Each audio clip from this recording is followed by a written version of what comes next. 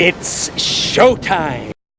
Welcome to Show Me Some Television, the segment where, thanks to Roger's Show Me service, I get to binge watch television programs and tell you all about it. In this episode, I'm going to be talking about Tyrant Season 1. Now, this is a show I had never heard of, but, on the Show Me television interface, they have some videos and sort of previews and such, and one of them is the Tyrant one. It's short, but it caught me, and just from that I kind of guessed that this was going to be sort of like an American who was brought to some sort of Middle Eastern country, and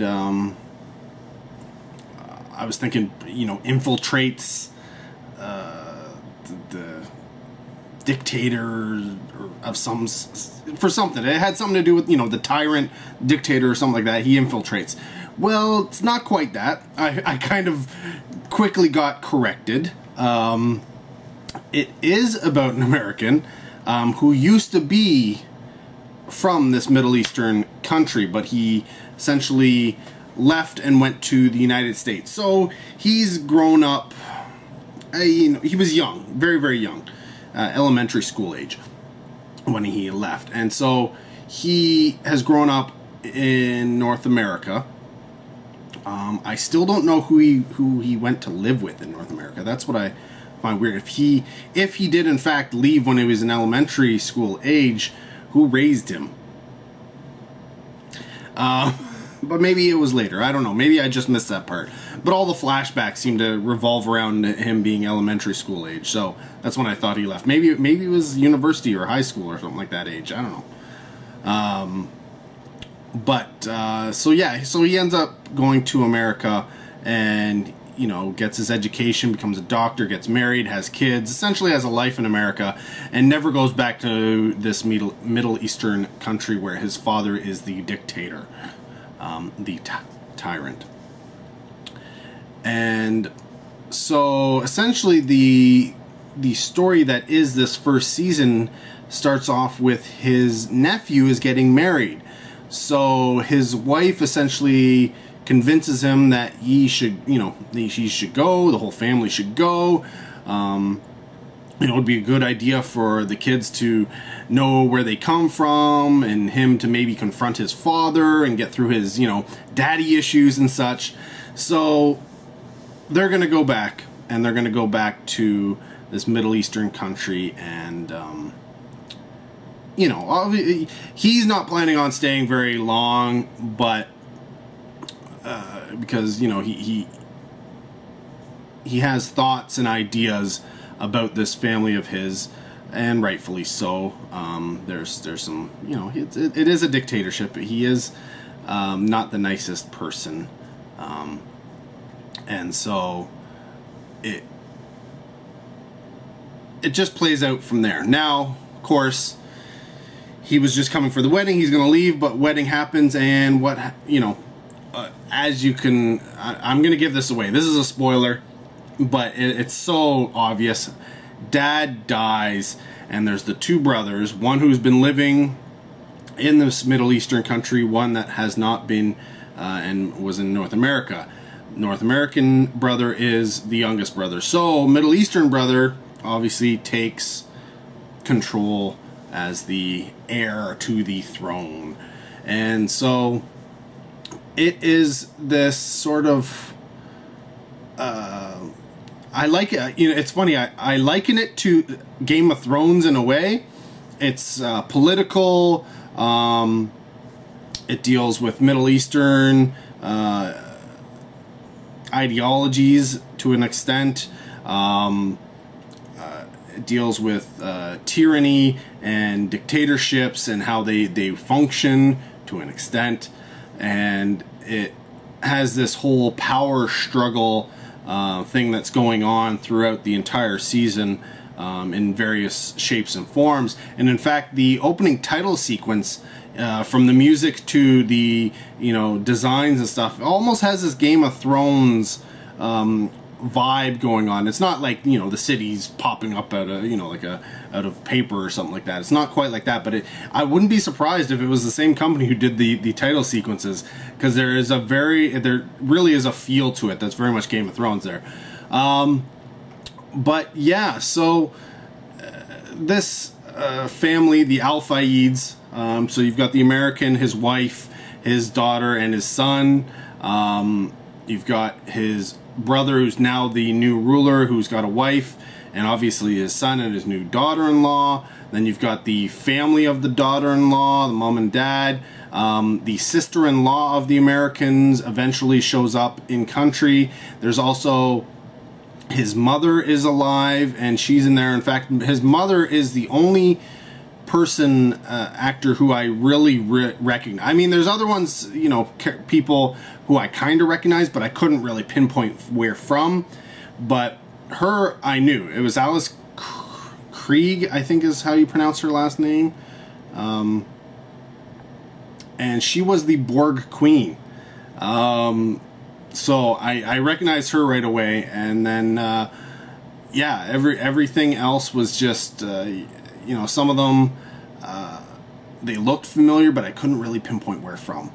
So, yeah, there's lots of different characters, and there's an American consulate guy, whatever I don't know what is. Honestly, I don't exactly know what his title is. I'm trying to think. What is? Maybe he's the ambassador? I don't think he's the ambassador, but he might be. Either way, he's the American connection. And yeah, there's a lot of things in this which I found it very predictable in certain aspects and very unpredictable in others. In terms of the whole political motifs and games that is going on there, that portion I found quite predictable. I already knew from the first two episodes what this first season was going to be about. But then there are these little sidebars that come in here, and it's one of the things that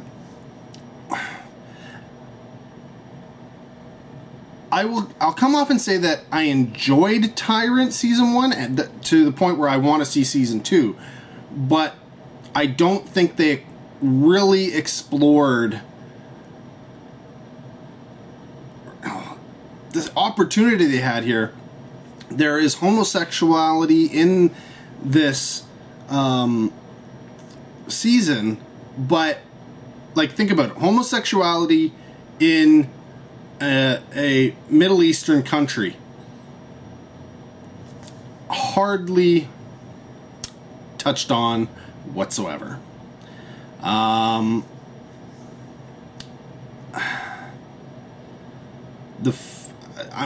It's weird. Like, this Middle Eastern country has to be one of the most open to foreigners that I've ever heard of. Because despite, I mean, there are some. It's I don't know how would you say? It's a more secular depiction of a Middle Eastern country than you might expect.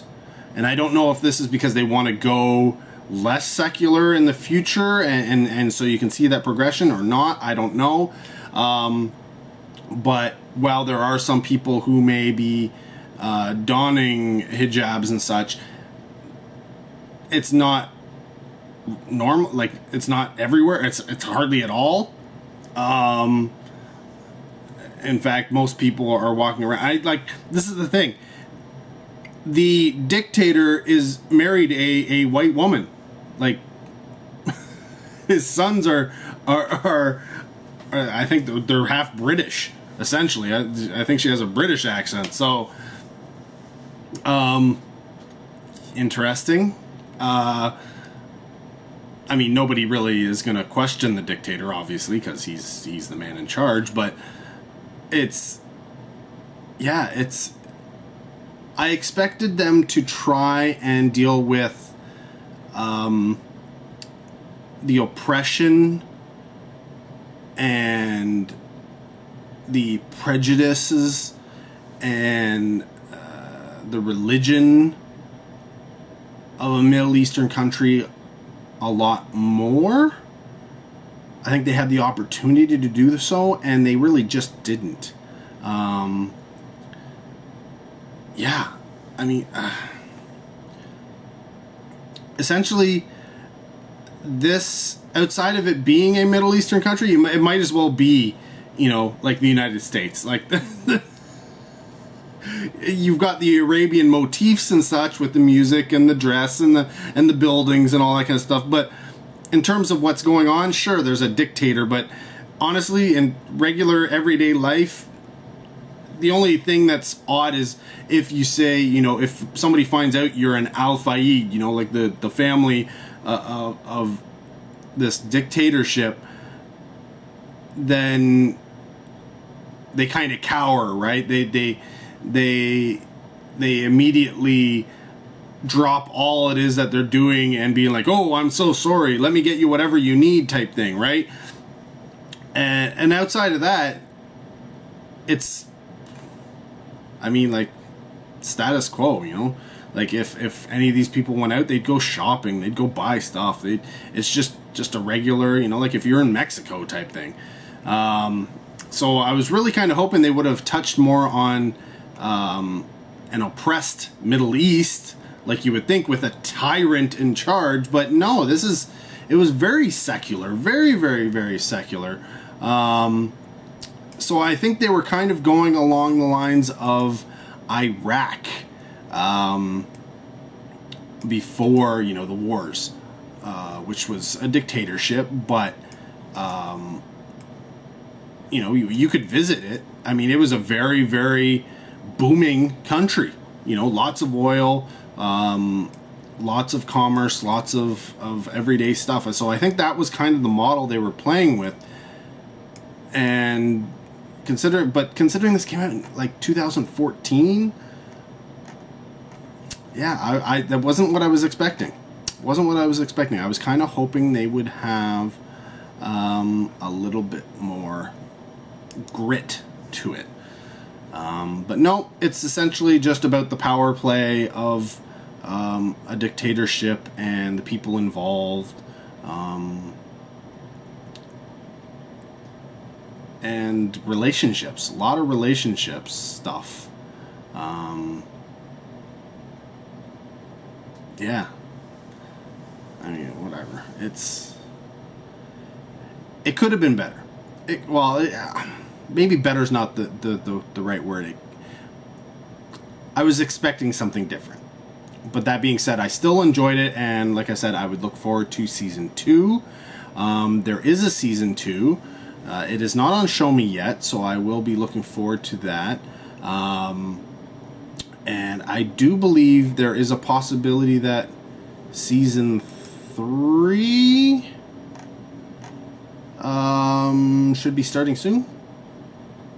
I do believe it was, essentially renewed for a 3rd season, and that 3rd season should be starting on television within like a month or so. So, yeah. Who knows? I mean, hopefully Tyrant season 2 shows up on Shomi and I can watch it and come back and relate, what my findings were. But if not, then you know what, I'm okay with season 1. I wouldn't pay for a season 2 or a season 3, but if it happened to come across my desk for free, I'd definitely watch it because I enjoyed it. So there you go. Tyrant is a Middle Eastern Game of Thrones, if you will, with relationships and family squabbles and power plays of a political nature. Yeah, if that sounds like something you're into, I would say check it out. yeah, just don't expect a lot of Middle Eastern things. Really. Anyways, thanks for watching. Till next video, take care. Have a good one.